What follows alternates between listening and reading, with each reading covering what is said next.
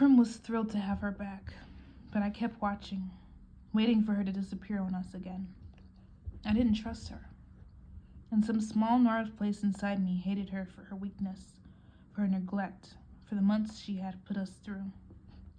Prim forgave her, but I had taken a step back from my mother, put up a wall to protect myself from needing her. Nothing was ever the same between us again. Now I was going to die without that ever being set right. I thought of how I had yelled at her today in the Justice Building. I had told her I loved her too, though, so maybe it would all balance out. For a while, I stand staring out the train window, wishing I could open it again, but unsure of what would happen at such high speed. In the distance, I can see the lights of another district. 7? 10? I don't know. I think about the people in their houses settling in for bed. I imagine my home with its shutters drawn tight.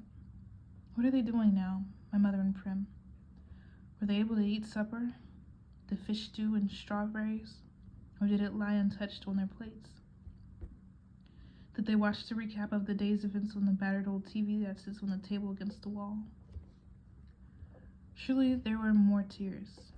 Is my mother holding up, being strong for Prim? Or has she already started to slip away, leaving the weight of the world on my sister's fragile shoulders? Prim will undoubtedly sleep with my mother tonight.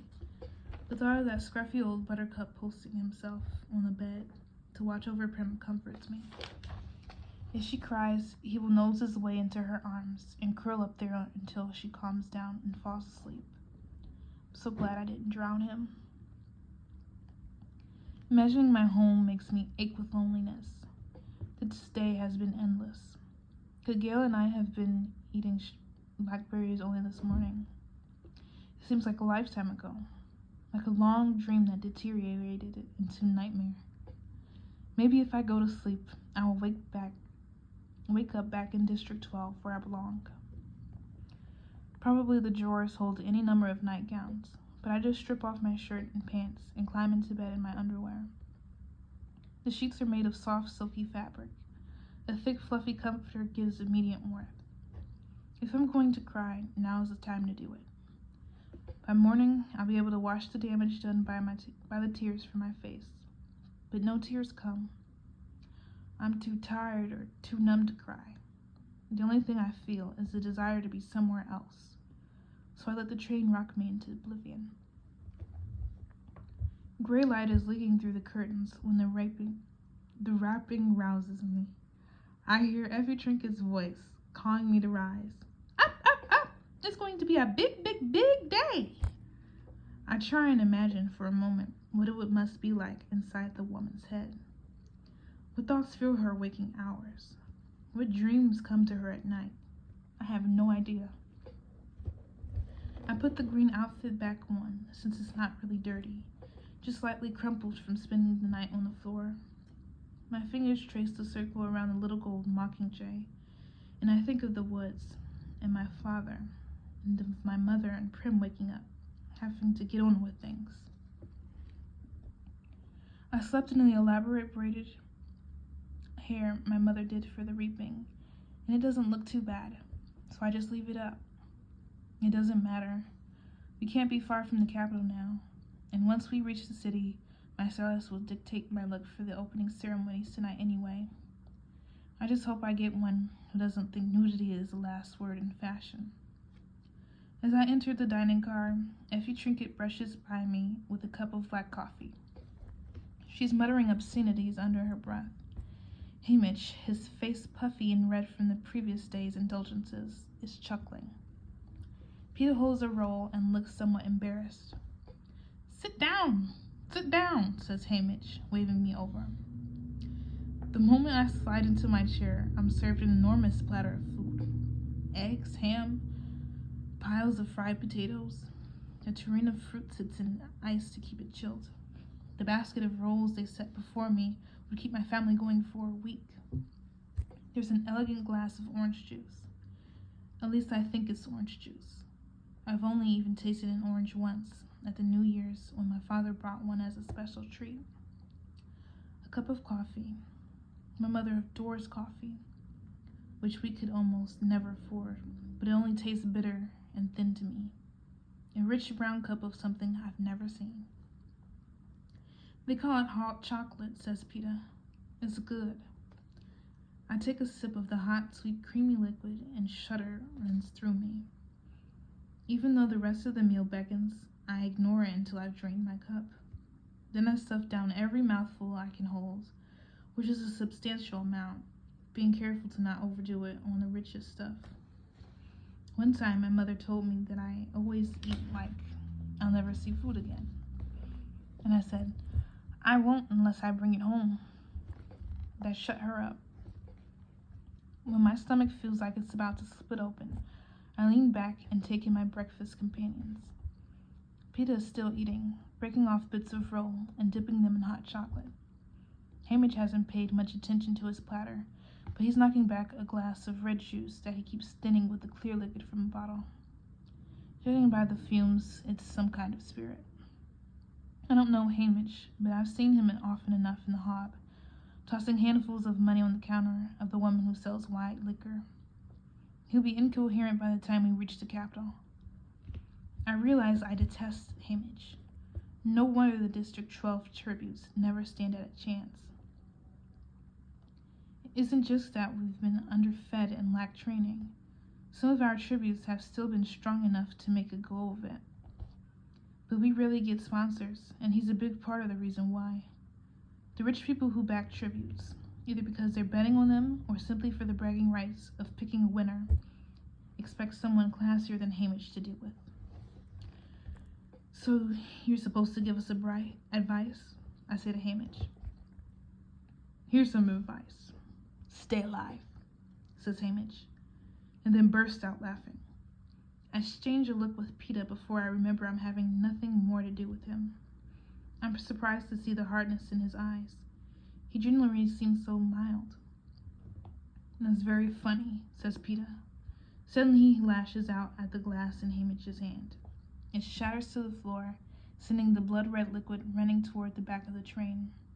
Only not to us.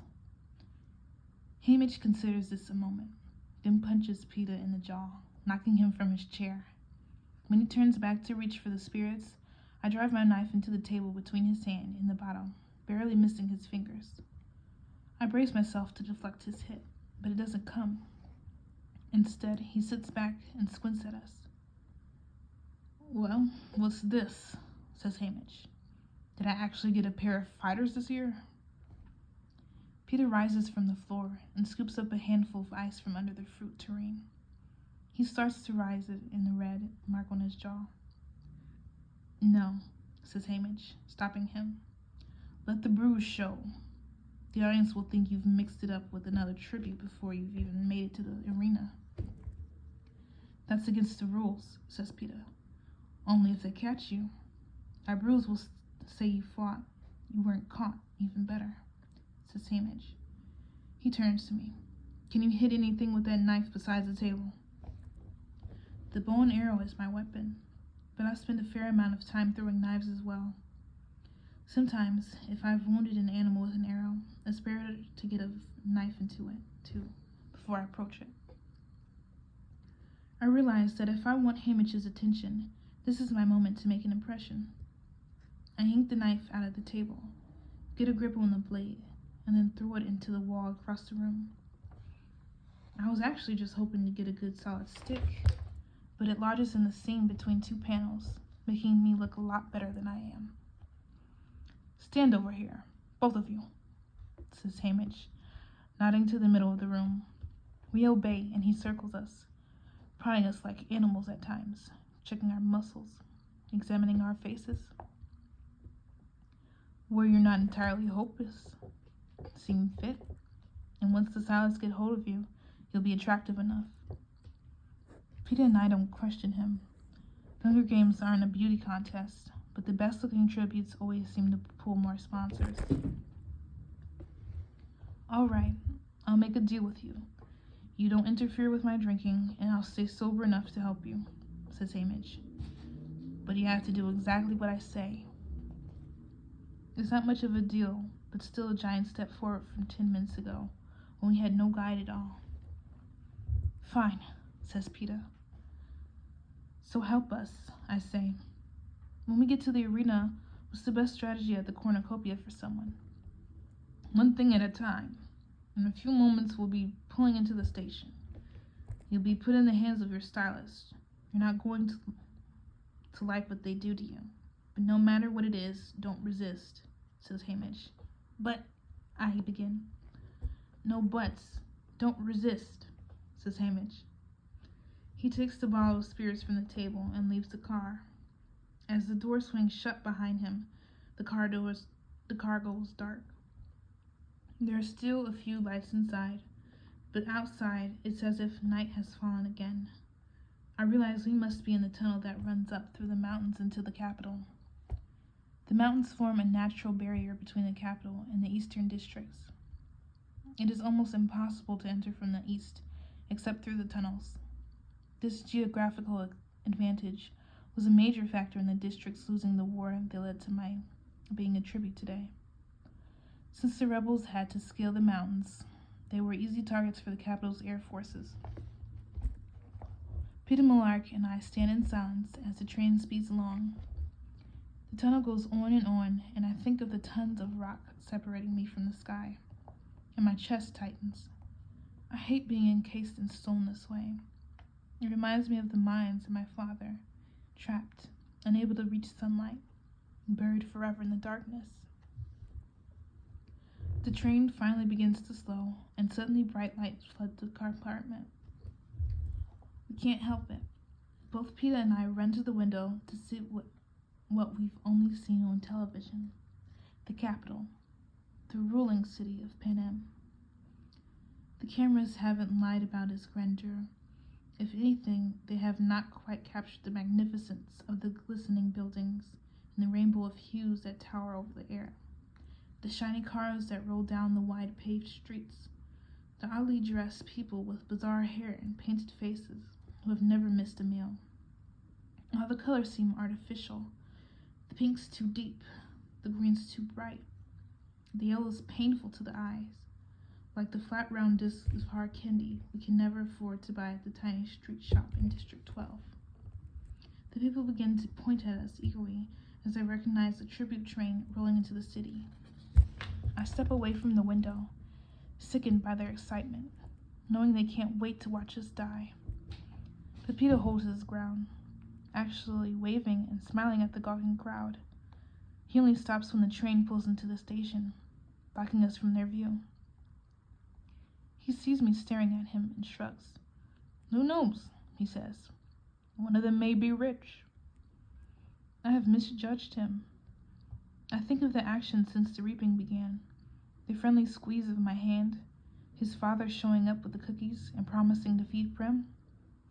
Did Peter put him up to that? His tears at the station. Volunteering to wash Hamish, but then challenging him this morning when apparently the nice guy approach had failed. And now the waving at the window, already trying to win the crowd. All the pieces are still fitting together, but I sense he has a plan forming. He hasn't accepted his death.